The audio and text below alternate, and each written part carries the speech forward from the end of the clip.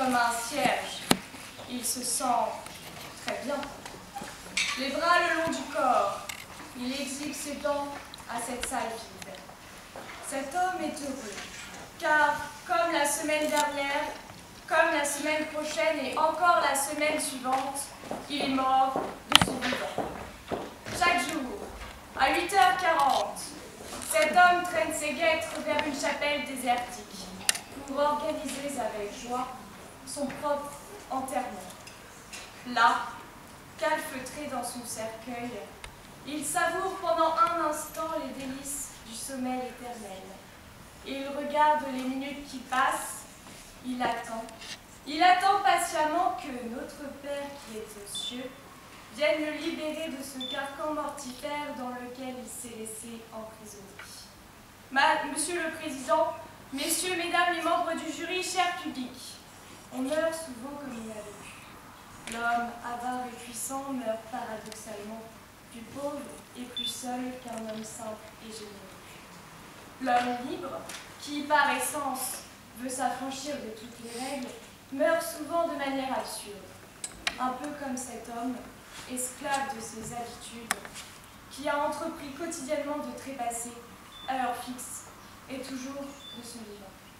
Cette mort, aussi réelle que délirante, est celle d'un étudiant, d'un travailleur, qui a cessé de combattre et de détruire la trivialité de son quotidien, qui attend impatiemment ses prochaines vacances. Partir en vacances, partir loin, est ainsi un échappatoire à la lourdeur du quotidien, la voie royale pour tout homme, tout étudiant, désireux de concilier le plaisir de jouir, ainsi que la volonté d'apprendre.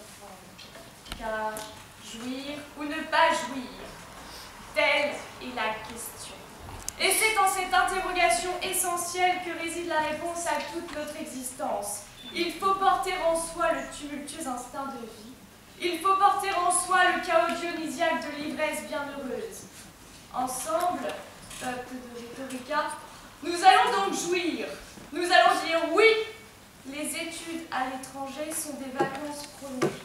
Elles sont des vacances salutaires pour notre corps et pour notre esprit, car là-bas, tout est permis. Oui, nous allons donner raison aux préjugés qui entourent ce corps estudiantin expatrié. C'est bien un corps aviné, c'est bien un corps de dépravé. Paumelle, que tes oreilles chastes et autres réceptacles de la pudibonderie se referment dès à présent.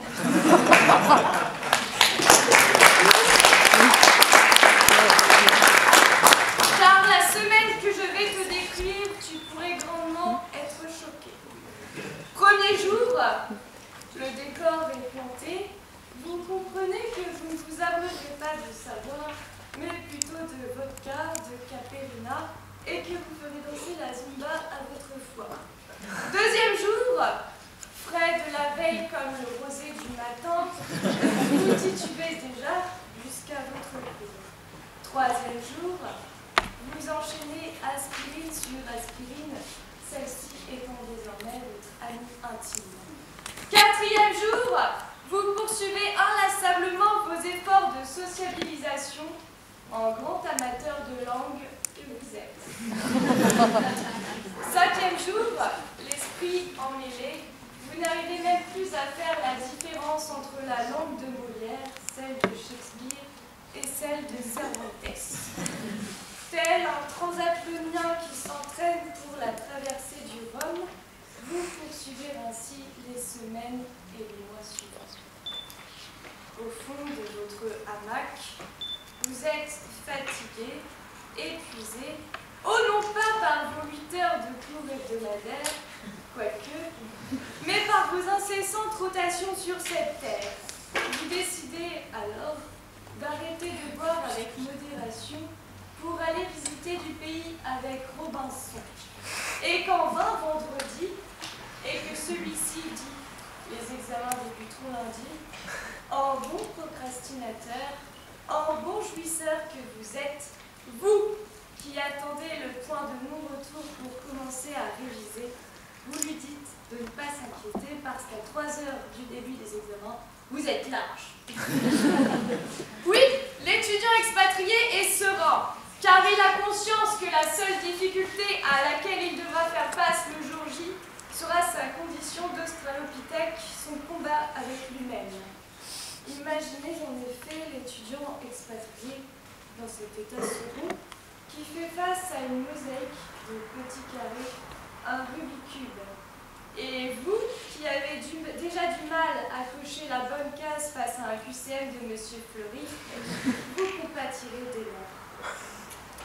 Après avoir réussi cette tâche herculéenne, il est temps de rentrer. Mais à la pâleur de votre départ s'y est substitué des tons rosés accusant votre séjour prolongé. Ainsi, vous êtes heureux d'avoir nourri votre esprit d'exotisme. Et alors, vous vous rendrez compte, maintenant, que vous n'aurez jamais eu autant besoin de vacances qu'en rentrant. Monsieur le Président, Mesdames et Messieurs les membres du jury, camarades, aujourd'hui, maman est morte. Tels furent les premiers mots d'Albert Camus dans L'Étranger. Et c'est avec un grand regret que je vais les reprendre aujourd'hui. C'est en laissé convaincre d'ouvrir l'une des premières études d'huissier de justice dans les tréfonds de la Chine occidentale, la désillusion fut grande lorsqu'elle s'aperçut que cette opération n'aurait pas le résultat escompté. La rentrée d'argent promis ne fut pas au rendez-vous, l'étude fut mise en faillite, entraînant ainsi les vacances des postes. Ainsi mise dans une situation insoutenable, elle n'a pu que décider d'y mettre fin grâce à l'éternelle alliance entre la corde et le tabouret. Si l'on ne réfléchit pas, cette histoire pourrait paraître crédible. Mais il n'en est rien. En effet, les études d'huissier de justice à l'étranger supportent à merveille les rentrées monétaires en leur sein est au rendez-vous et les vacances ne sont qu'une pensée lointaine, digne d'un mythe. Car ces études sont protégées par l'Union internationale des huissiers de justice, qui n'est autre qu'une ONG, membre du Conseil économique et social des Nations Unies, et qui donc a de grands pouvoirs. Je vous le dis donc aujourd'hui, officiellement, études à l'étranger, rentrée plutôt que vacances prolongées. Je vais pas voir à vos airs interloqués que vous ne m'attendiez pas réellement sur ce terrain-là. Pourtant, je suis là à plaider, devant un tel aréopage de professionnels du droit. Mais n'ayant pas le temps d'approfondir pleinement les multiples facettes de cette phrase a priori anodine, je vais m'arrêter ici pour son interprétation professionnelle et en développer plus longuement son interprétation étudiante. Études à l'étranger, vacances prolongées plutôt que rentrées. Laissez-moi tout d'abord vous rappeler cette phrase de William Shakespeare qui a dit, je cite, « Si l'on passait l'année en vacances, s'amuser serait aussi épuisant que travailler. » En anglais. Nous ne pouvons qu'appuyer sa position. Qui n'a jamais senti poindre une once d'oisiveté à l'issue des vacances d'été, alors que nous sommes tranquillement avachis dans les herbes folles d'une verte prairie, à prendre le soleil, les cours n'ont pas encore repris, et tout d'un coup, nous nous sentons épuisés. Épuisés de ne rien faire. La seule envie que l'on peut avoir à ce moment-là est de reprendre un cours normal le cours normal de notre vie. Les études ou le travail pour certains. Dans une telle situation, non. De plus, je vous parle de vacances. Mais que sont les vacances? Selon Larousse, le dictionnaire, les vacances sont une période de repos pour les établissements de l'éducation nationale et de l'enseignement supérieur, strictement prédéterminés par un calendrier précis. Les vacances sont donc l'exception au principe de base que sont les études qui représentent ainsi le quotidien. Mais si les vacances constituaient le quotidien, se mettaient à le constituer, comme le prétend ma contradictrice, les vacances ne seraient alors plus des vacances, puisque les vacances sont justement cette exception au quotidien. Si le quotidien devient des vacances et que les vacances deviennent le quotidien, on a fait un phénoménal non-sens. Les vacances sont prédestinées dans leur nature et dans leur définition à n'être qu'éphémères et non perpétuelles. Dire que les vacances à l'étranger sont le prolongement des vacances plutôt que des études est donc insensé. Le quotidien ne peut être constitué de vacances, puisque les vacances sont l'exception qui permettent justement au quotidien d'exister. La disparition du quotidien au profit des vacances s'apparenterait à la disparition pure et simple des vacances, puisque leur existence n'aurait alors plus de réelle signification. Me suivez-vous?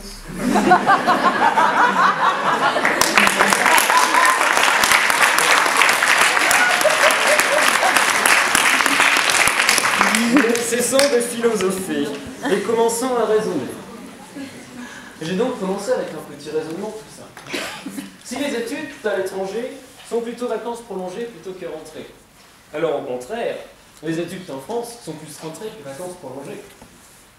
Et là, je suis pris soudainement d'une question, le célèbre pourquoi.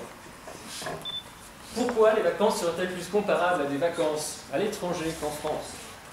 Qui ici préférerait étudier, imaginons au Kazakhstan, où les droits de l'homme ne sont pas tout à fait respectés, plutôt que dans des régions paradisiaques de France, comme la Polynésie française, la Guadeloupe, ou même ici au Havre.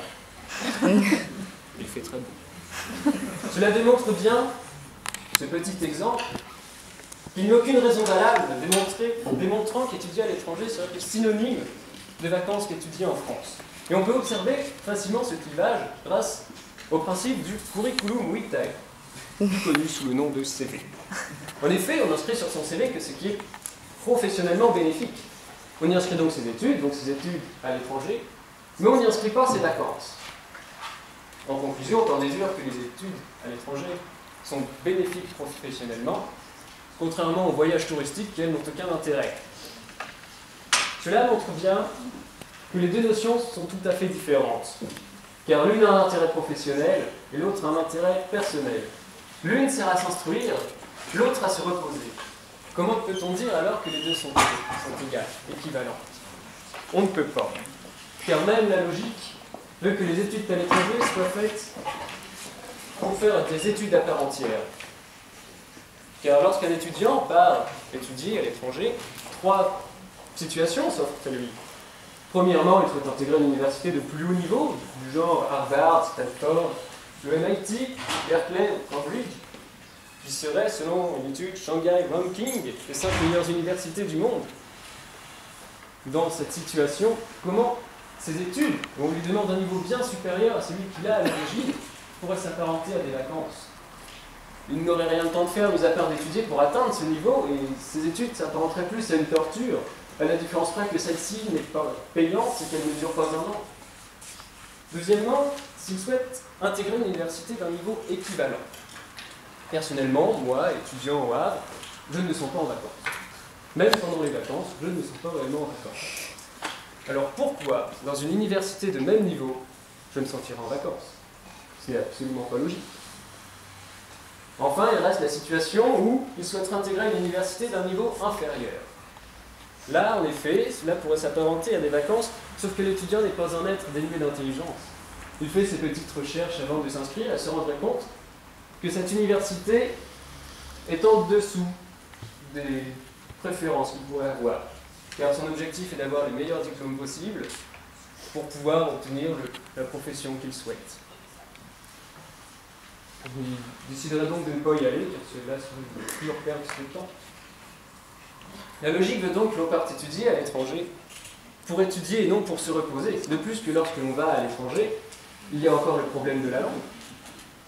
Or, quand on sait que la France n'est classée que 17e au niveau de la maîtrise de la langue anglaise par ses habitants, je n'ose imaginer ce qu'il en est pour les 1376 autres langues répertoriées dans l'Atlas mondial des structures linguistiques et qui sont beaucoup moins souvent étudiées. Et enfin, pour finir, je me suis intéressé à l'internationalisation des études à plus grande échelle, c'est-à-dire à l'échelle locale, en m'intéressant à la politique de notre bonne université en ce domaine. Je suis donc allé sur le site de l'université pour m'instruire, et là, alléluia, j'ai pu observer que 17% de nos étudiants étaient issus d'un programme Erasmus ou équivalent. 17%. C'est énorme. De plus, toujours sur le même site, j'ai pu observer que l'université du Havre était l'une des plus actives en ce domaine pour envoyer des étudiants étudier à l'étranger. Avec, par exemple, en l'année 2010-2011, 1,85% des étudiants qui ont pu profiter d'un de ces programmes. Et depuis, cela perdure, cela ne fait même que s'améliorer. Il serait quand même tout de même paradoxal de voir une université mettre tout en œuvre pour nous envoyer étudier à l'étranger, pour nous faire bénéficier de cette expérience, de nous encourager à le faire, et en parallèle, en dénier toute utilité devant ces élèves ici qui ont pu en bénéficient actuellement, ou pourront en bénéficier également devant le monde entier grâce à ce petit film qui est en train de se tourner. Monsieur le Président, Mesdames et messieurs les membres du jury, cela fait maintenant plusieurs minutes que je vous explique pourquoi les études à l'étranger sont plus une véritable rentrée que des vacances. Parce que c'est vrai d'un point de vue professionnel, parce que c'est vrai d'un point de vue étudiant, parce que dire l'inverse est un non-sens linguistique, et parce que dire l'inverse nous décrédibiliserait tous. Vous m'avez demandé de défendre cette idée. Je l'ai fait. Vous m'avez écouté. Maintenant, j'espère que vous saurez m'entendre. Mais avant de terminer, j'aimerais juste vous rappeler ce petit proverbe français, tout simple, pas plus, très explicite, qui dit « L'école de la vie n'a pas de vacances ». Merci. Une telle plaidoirie face à une telle éloquence, je me sens pousser des ailes pour défendre la cause qui m'est proposée, car en fait de plaidoirie, c'est bien une gigantesque pollution de 10 minutes carrées que tu viens d'inviter dans ce qui promettait pourtant d'être une belle et lumineuse après-midi. Apparemment, nous n'avons pas la même définition des vacances, car ce que j'ai pu trouver dans le Larousse, c'est que les vacances permettent de cesser ses activités habituelles. Et par ailleurs, il y a deux types de vacances. Les vacances passives, où effectivement vous êtes oisif, vous restez au fond de votre hamac. Et les vacances actives, où, comme dans mon plaidoyer, vous avez pu voir que les étudiants là-bas conciliaient le plaisir de jouir de la vie et le plaisir d'apprendre. Pour finir, Paumelle, j'aimerais juste te dire une seule chose. Comme certaines femmes font avec leur lave-linge et comme certains hommes font avec leurs femmes, ta plaidoirie, tu l'as pour trop.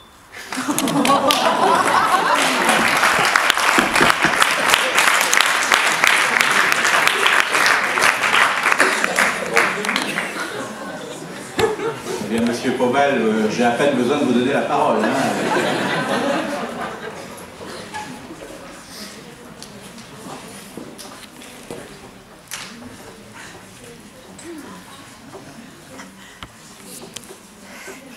On meurt comme on a vécu. Phrase très intéressante. J'ai vu il y a peu que le procès de Dominique Strauss-Kahn s'était ouvert. Donc je me pose une question. Étant donné la vie fort pleine de sexualité qu'il a eue, aura-t-il la même quand il sera mort? C'est un peu limite. Ce n'est pas très saillant. Mais on peut se poser la question. Nous allons jouir ensemble, je suis flatté. Je peux dire ça à un amphi tout entier. Bon, étant donné la proportionnalité de filles qui viennent, je ne suis pas forcément contre, mais quand même, ça fait un peu orgiaque. Pour reprendre vos termes de la dernière fois. Vous nous avez dit, premier jour, en gros, nous faisons la fête. Deuxième jour, nous sommes dans un état un peu éméché. Et le troisième jour, nous prenons de l'aspirine. Vous avez également parlé de la procrastination de l'étudiant à l'étranger. Alors je veux bien que nous puissions procrastiner, remettre tout le lendemain, mais remettre l'aspirine au troisième jour, il faut quand même être un petit peu étrange quand on est dans un état...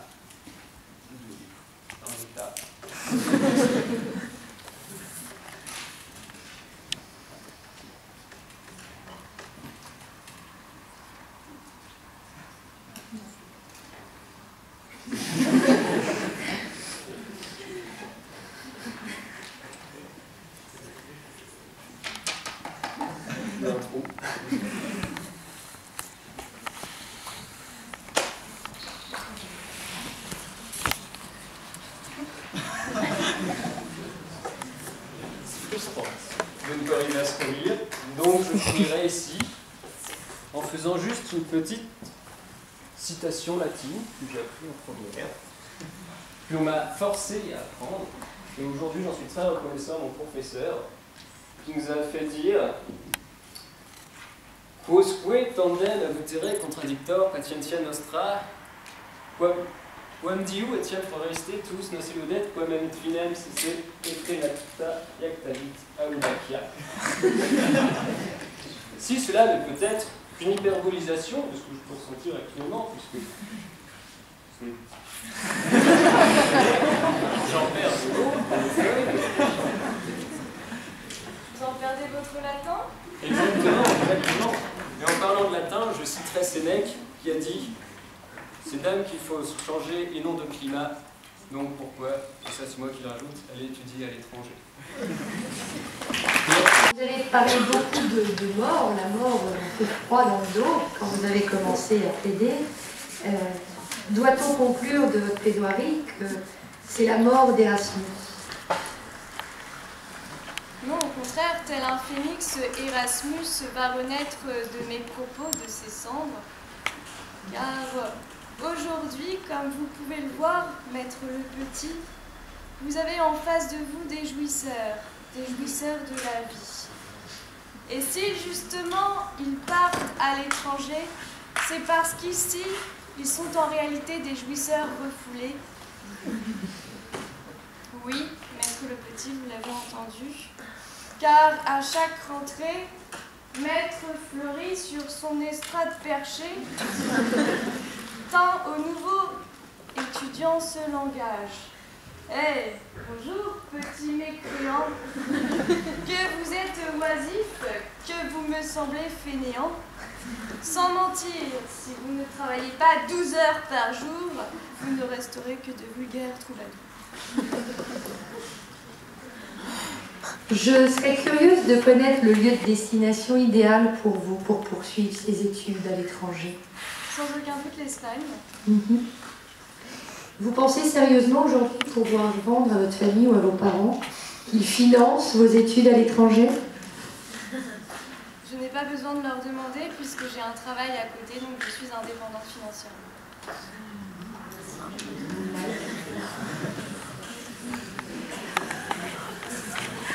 Monsieur Pommel, vous nous avez parlé de DSK. Oui. Qui, nous sommes d'accord, travaille beaucoup. Oui. Qui a une notion de la vie un peu particulière. Oui. Qui sait associer travail et plaisir. N'est-ce pas dire qu'il sait, dans son travail, être éternellement en vacances? Pas forcément. Parce que, à cause de tout cela, maintenant, eh ben, il finit dans un procès, et ce ne sont pas vraiment des vacances. Donc au final, est-ce que la vie, quand on en profite beaucoup, sont des vacances? Eh ben, je ne pense pas, car au final, on finit toujours par en assumer les conséquences qui, elles, sont loin d'être des vacances. Donc il faut ne pas penser qu'à court terme, mais également au futur. Voilà. J'ai cru comprendre que pour vous, vacances devait forcément être le synonyme d'enrichissement. Un simple voyage touristique n'est-il pas un enrichissement? Je n'ai pas dit que c'était un enrichissement. J'ai peut-être mal compris. Je vais vérifier. Ou alors nous sommes mal faits. Faites.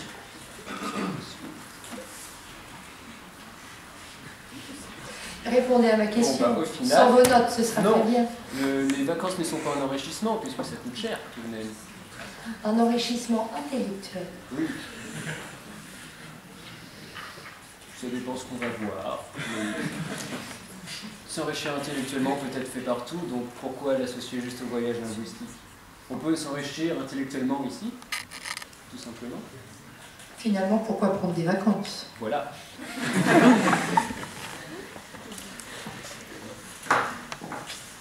Mademoiselle Murcal. Merci. Mademoiselle Utira, vous nous avez décrit un quotidien un peu particulier des étudiants à l'étranger. Est-ce qu'on peut penser qu'il y a des étudiants qui, en étant encore dans leur pays, ont un quotidien qui, je dirais, est semblable à celui-là? Vous parlez des sorties, des beuveries et tout ce qui va avec.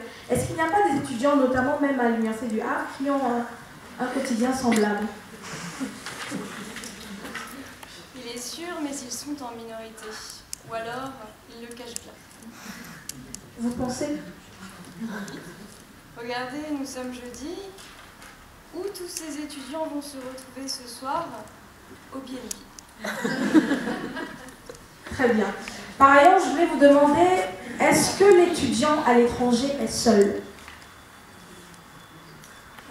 Non, puisqu'il fait beaucoup de rencontres. Il fait des rencontres linguistiques. Entre autres. Mais est-ce que la solitude ou le fait de se sentir avec des gens s'exprime uniquement quand on est physiquement, matériellement avec des gens? Est-ce qu'on ne peut pas être seul, même en étant entouré de personnes?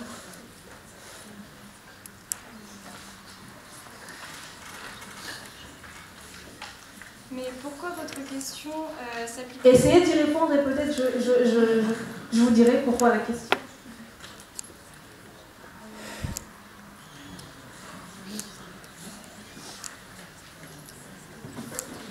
Il est sûr qu'on peut être seul avec soi-même dans certains moments, mais je ne pense pas que cela soit à l'étranger, puisque là-bas, par définition, on fait beaucoup la fête, donc on est beaucoup entouré. On est entouré physiquement, mais est-ce qu'on est avec des gens en réalité? Et si c'est le cas, est-ce qu'on peut considérer qu'on est en vacances? Si on se sent seul. Mais pourquoi se sentirions-nous seuls? Même intellectuellement. Pas qu'intellectuellement, moralement, sentimentalement, la famille, c'est un tout. Oui, c'est sûr, mais vous savez très bien également que les études à l'étranger ne durent que 6 mois. Merci. Je vais me tourner vers Monsieur Paumel. Mademoiselle vient de relever que les études à l'étranger ne durent que 6 mois. Ça peut être un peu plus ou 1, 2 années. Vous avez essayé de nous démontrer que les vacances, c'est par principe l'exception du quotidien. Donc, ce n'est pas quelque chose qui est amené à perdurer. Mais si l'on considère que ce n'est que 6 mois, est-ce qu'on peut considérer donc que c'est l'exception de la vie ou du parcours universitaire d'un étudiant? Et donc, qui n'est pas l'exception?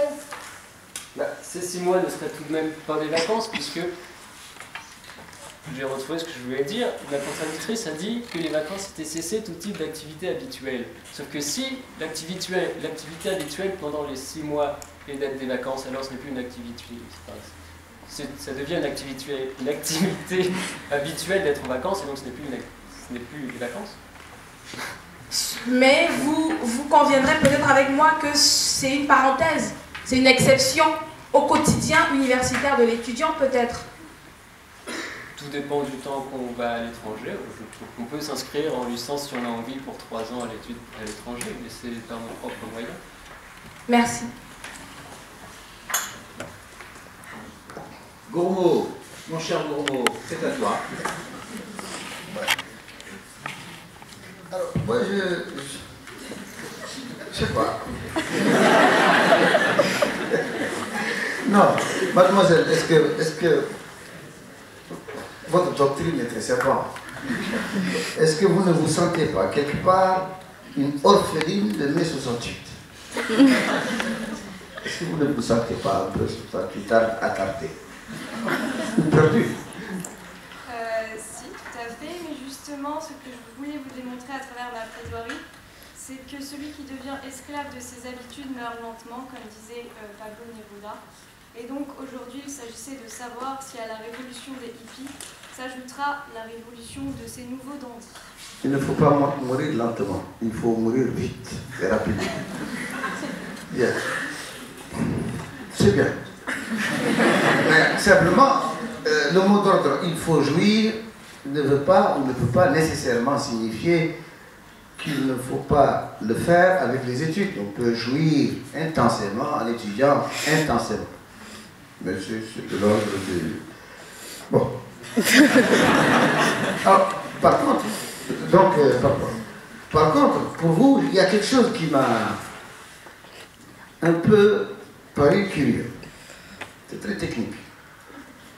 Vous avez eu le culot d'affirmer que une vague ONG, parce que rattachée à l'ECOSOC, le Conseil économique et social, eh bien, dispose donc, votre donc était énorme, donc de pouvoir. De quel pouvoir dispose l'ECOSOC? Pour que le simple rattachement à l'ECOSOC lui donne tant de pouvoir. C'était plutôt sur le fait de dire qu'elle pouvait avoir de l'influence de fait de son statut international.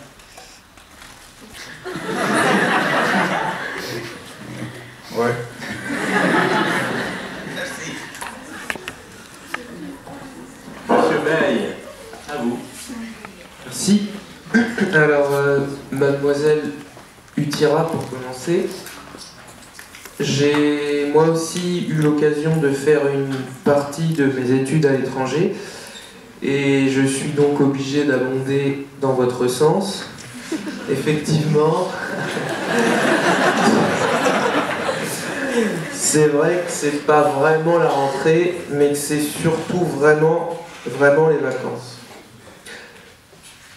Je suis donc relativement d'accord avec vous. Mais pour autant, j'ai une question. Vous avez dit que selon le Larousse, on pouvait considérer les vacances comme le fait d'arrêter son activité habituelle. Si j'ai pour habitude de faire la fête, est-ce que travailler peut s'assimiler à des vacances ? Autrement dit, si j'arrête mon activité habituelle qui est de faire la fête pour me mettre à travailler mon droit, est-ce que travailler mon droit signifie que je suis en vacances, puisque c'est la cessation de mon activité habituelle? Alors, selon votre définition, oui. Et puis si par ailleurs vous y mettez plein d'entrain dans votre profession, et bien tous les jours ce sont les vacances. D'accord.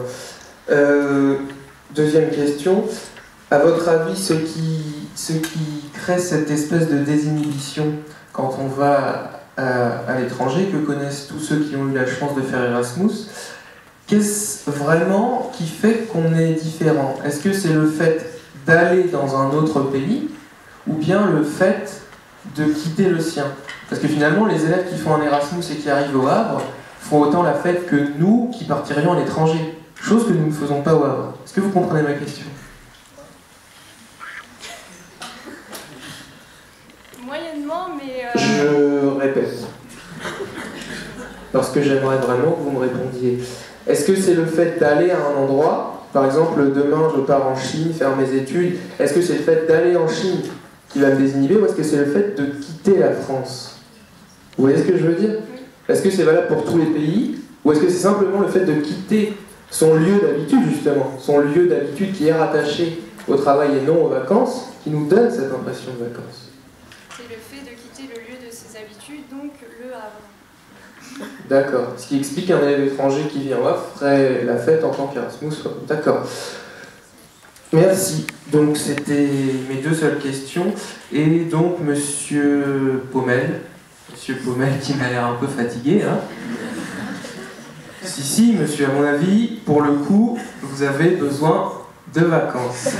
Parce que là, il y a quand même eu quelques petits trous qui m'ont semblé révéler un peu de fatigue, mais après tout, ça fait partie du jeu et c'est absolument pas un problème. Ce qui va peut-être vous poser problème, par contre, c'est mes questions. Vous avez un moment fait une référence à la langue anglaise. Est-ce que vous connaissez l'expression « work hard, play hard » ? Absolument pas. Travaille dur, amuse-toi beaucoup. Non plus. Alors, même en français, d'accord. Ça va être problématique pour la suite de mes questions, mais je vais essayer de vous raccrocher à ce que j'aimerais vous dire. Vous dites finalement qu'il y a une espèce de distinction entre le fait de faire ses études en France, par exemple, et le fait de partir à l'étranger, mais que malgré tout, on peut très bien ne pas être en vacances en étant à l'étranger. D'accord ? Mais est-ce que vous ne pensez pas qu'on peut assimiler les deux? Comme disait un peu Monsieur Lowe, jouir à la fois du travail et des vacances. D'une certaine forme de plaisir, si vous préférez. Est-ce que vous pensez qu'on peut cumuler les deux? En même temps? Oui. Bah, on peut travailler en vacances. Parce que, oui, alors, on dit par exemple que les voyages forment la jeunesse. Quand on dit que les voyages forment la jeunesse, on fait référence au fait que ça forme intellectuellement, en termes de culture, etc. Il y a aussi par exemple des universités d'été, des partis politiques. Est-ce que dans ces deux idées-là, on n'a pas finalement l'amalgame de deux notions que vous semblez avoir du mal à rattacher, qui seraient le travail d'une part et les vacances de l'autre? Très fatigué, monsieur Baumel. Concrètement, est-ce qu'on peut associer la notion de vacances et de plaisir à la notion de travail et d'effort, comme c'est le cas dans l'expression les voyages forment la jeunesse, ou bien comme on peut le constater dans les universités d'été, qui, bien qu'ayant un aspect festif, estival et plutôt vacancier, sont quand même le lieu d'une certaine forme de travail? Quand on dit les voyages forment la jeunesse, on peut parler plus des voyages touristiques plus que des études. Je suis pas sûr. On peut. D'accord. Et donc, est-ce que ça atteste l'idée selon laquelle on peut amalgamer les deux? Même si on amalgame les deux, il y aura toujours la partie études qui feront que les vacances ne seront pas totalement des vacances, puisqu'il y a la partie études à côté. Vous associez les vacances au plaisir ou pas? Bien sûr. Et le travail, vous l'associez au plaisir aussi? Et on ne peut pas associer travail et vacances? Si, puisqu'on peut travailler en vacances ou plein de choses. D'accord. Ok, très bien. Moi, c'est tout ce que je voulais entendre. Merci. Très bien, je vais changer de micro, tiens. Celui-ci est moins pratique. Puisqu'il faut faire quelques confidences, M. Baye vient de commencer à vous les faire, je vais vous faire quelques confidences universitaires avant de poser les questions, puisque vous savez que les universitaires, au fond, restent de grands étudiants qui continuent leurs études toute leur vie. Et nous aussi, nous allons à l'étranger. Alors, chez nous, ça ne s'appelle pas les voyages Erasmus, ça s'appelle les voyages d'échange avec nos partenaires internationaux. Et je dois dire que l'expérience que j'en ai tirée me rapprocherait davantage de la plaidoirie de Mademoiselle Utira que de la plaidoirie de M. Baumel. C'est-à-dire qu'on s'efforce de travailler, bien sûr. Hein. On fait un colloque, on prépare une communication, le plus sérieusement du monde, on la donne là-bas, etc. Enfin, quand on reste une semaine et qu'on intervient une demi-heure, vous imaginez que ça laisse un peu de temps libre. Alors, c'est ainsi que j'ai été 4 ou 5 fois au Brésil pour donner le plus sérieusement du monde des conférences. Hein, et même lors d'un de mes séjours, j'ai réussi à donner 3 ou 4 conférences en une semaine, c'est vous dire. Mais néanmoins, j'ai expérimenté à chaque fois des plages et des piscines nouvelles, entourées de très belles naïades. Il n'y avait pas des SK, parce que je n'ai pas rencontré. J'ai aussi été en Allemagne. L'Allemagne, ça paraît plus austère. Alors c'est vrai qu'on travaille peut-être un petit peu plus en Allemagne quand même. Mais ça se termine à un moment donné par un grand tour à vélo et à mi-chemin pour se redonner du courage. On boit un délicieux petit vin blanc allemand et effectivement ça redonne du courage. Donc finalement c'est assez agréable aussi. Et puis, dernier exemple, la Mauritanie. J'ai eu la chance d'aller faire un voyage d'études d'1 semaine en Mauritanie, invité par mon ami Gourmolo. Et contrairement à ce qu'on pourrait penser, la Mauritanie, c'est très gai aussi. Hein. Je me rappelle d'une espèce de danse du ventre sous une tente. Je n'ai pas dansé. Ça ne correspond pas du tout à l'idée qu'on s'en fait. Une danse du ventre sous une tente, en compagnie, je ne sais pas, d'un dignitaire qui était là sur son fauteuil, bon, mais qui regardait aussi comme nous finalement la danse du ventre. Et c'était une plage, c'était une tente qui était plantée sur la plage, près de la mer, on entendait le bruit de l'eau. C'était féerique. Hein. Voilà. Bien, enfin, ne rêvons pas. Tout ça, vous voyez, Mademoiselle Le Tirage, je me reconnais assez en vous, quand vous dites jouir ou ne pas jouir, telle est la question. Effectivement, quand on va à l'étranger, parfois on se demande où est passé le travail. Mais pour être plus sérieux, est-ce que vous n'êtes pas un peu pessimiste tout de même? Est-ce que vous ne croyez pas qu'on peut quand même concilier travail et vacances? Et est-ce qu'au fond, la question a un sens? Est-ce qu'il faut choisir? Est-ce que les études à l'étranger, ça ne peut pas être à la fois des vacances et puis une rentrée de travail aussi? Et puis au fond, deuxième question, est-ce que les études à l'étranger, ça ne cherche pas autre chose que le travail ou que des vacances? Ça ne rechercherait pas une troisième chose qui est une forme d'épanouissement personnel? Voilà ma question. Vous savez, j'ai eu beaucoup de mal à préparer ce sujet parce que comme vous, la première fois que je l'ai vu, la première chose justement qui m'a sauté aux yeux, c'était son caractère antinomique. Puisque justement, les études et les vacances, par définition, c'est un peu opposé. Donc pour moi, oui, c'est une rentrée, mais il s'avère que là-bas, le quotidien des étudiants, fait qu'ils sont en vacances. Ah oui, pour vous les vacances c'est comme ici. Les vacances c'est maintenant pour capturer quelqu'un. Ah oui, écoutez, moi je n'ai pas vraiment le sentiment d'être en vacances quand je suis ici, mais j'aime le travail donc ça ne me dérange pas. Alors, j'ai une dernière question à vous poser. Quand vous vous adressez à votre camarade, vous dites Pommel. Ça m'a beaucoup surpris. Pourquoi ne dites-vous pas Martin ou Monsieur Pommel, enfin, ou cher camarade? Pourquoi Pommel? Pertinent. Vous trouvez que c'est plus pertinent de dire Pommel? Je trouvais que c'était un peu violent, moi. Il a peur. Ah, vous voulez lui faire peur? Ah, bah, c'est réussi, moi j'ai eu peur aussi. Je ne vais pas me dire le breton un de ces jours parce que je vais être tétanisé. Hein. Merci, merci mademoiselle. Tirez la réponse au sort, j'imagine. Bon. Donc, du coup, vous avez essayé de nous convaincre qu'à l'étranger, on travaillait. Est-ce que vous avez été vous-même étudiant Erasmus? Et en cas de réponse négative, où, dans quel pays auriez-vous aimé aller en voyage Erasmus? Alors non, je ne suis pas allé en voyage Erasmus. Et les États-Unis me paraissent une bonne destination. Les États-Unis. Donc ça veut dire que dans votre esprit, les États-Unis, c'est un pays où on travaille particulièrement plus qu'ailleurs. Bah, on est sur des bonnes universités. Oui, pas seulement. Vous connaissez le principe de l'accès aux universités aux États-Unis. Oui, c'est cher. Mais... On paye. Oui. Alors on peut penser qu'une fois qu'on a payé, mon Dieu, on est entré, on est un client. Bah oui, non? mais une fois qu'on a payé, on ne va pas payer autant que ça pour ne plus rien faire. Ce serait jeter son argent par les fenêtres. Alors vous me citez les États-Unis. J'ai une dernière question pour vous. Est-ce que la Mongolie vous tenterait? Alors avant que vous répondiez, surtout pas de gaffe, je vous précise qu'il y a une délégation mongole aujourd'hui même. Nous avons déjeuné avec Gourmaud et moi-même. Donc peut-être y a-t-il un collègue mongol qui est dans les couloirs en train de regarder ce que donne ce curieux concours Rhetorica. Donc avant de me répondre, si vous êtes tenté par la Mongolie, essayez d'être diplomate. Je vous écoute. Ce qui est assez rigolo, c'est que la première fois que j'ai écrit mon script, j'ai cité la Mongolie pour dire que je n'aimerais pas y aller.